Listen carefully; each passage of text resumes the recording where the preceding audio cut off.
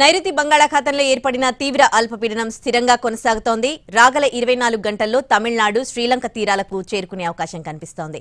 తీవ్ర అల్పపీడనం ప్రభావంతో వచ్చే 2 రోజులు రాయలసీమ, దక్షిణ కోస్తా జిల్లాల్లో యెల్లో అలర్ట్ హెచ్చరికలు జారీ అయ్యాయి.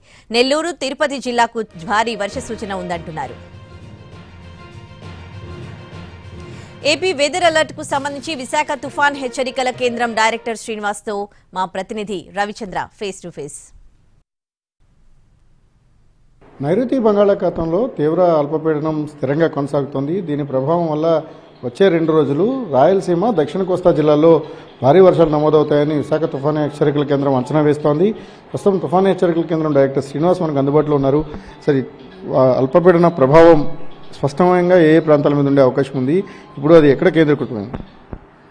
ఇది ఈరోజు అయితే మన 2 రోజులుగా అయితే ఆగ్నేయ బంగాళాఖాతంలో అల్పపీడనం చూస్తున్నాం. అది క్రమేపీ ఈరోజు బలపడి కొద్దిగా తీవ్ర అల్పపీడనంగా మారి నైరుతి బంగాళాఖాతం మరియు దాని దగ్గర ఉన్న ఆగ్నేయ బంగాళాఖాతంలో అయితే ప్రస్తుతం అయితే ఉంది తీవ్ర అల్పపీడనంగా. అది నెక్స్ట్ అదే డైరెక్షన్ అంటే వెస్ట్ నార్త్ వెస్ట్ డైరెక్షన్లో వెళ్తూ రేపటికి అది ఇటు శ్రీలంక అండ్ తమిళనాడు కోస్ట్కి దగ్గరలో చేరే ఛాన్సెస్ అయితే ఉన్నాయి. దీని ప్రభావం మన వరకు చూసుకుంటే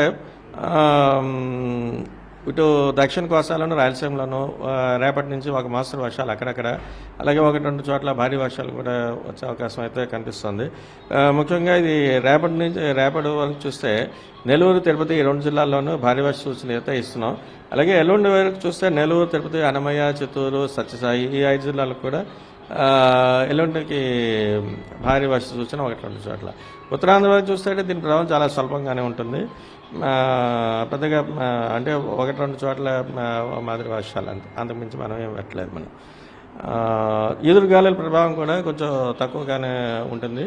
ఈ మత్స్యకారులకు ఎటువంటి హెచ్చరికలు అయితే జారీ చేయట్లేదు. అంటే ఈ తీవ్ర అల్పపీడనం బలపడే అవకాశం ఏమైనా కనిపిస్తుందా? ప్రస్తుతం ఉన్న ఫోర్కాస్ట్ ఏం చెప్తోంది?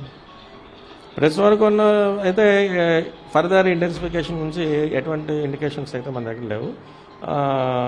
ఇది తీవ్ర అల్పపీడనంగా నెక్స్ట్ 24 అవర్స్ కూడా అదే ఇంటెన్సిటీతో కొనసాగే ఛాన్సెస్ ఉన్నాయి.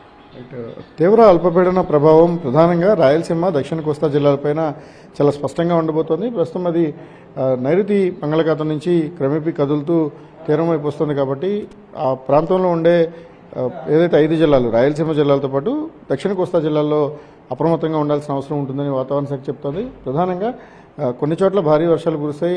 ఆ భారీ వర్షాలు ఇప్పటికే పంటలు కొత్త దశకు ఉన్నాయి. కొన్ని చోట్ల ఆల్రెడీ పంటలను కోసి పనుల దశలో పొలాల మీద ఉన్నాయి. కాబట్టి రైతులు అప్రమత్తంగా ఉండమని కూడా సూచనలు ఉన్నాయి.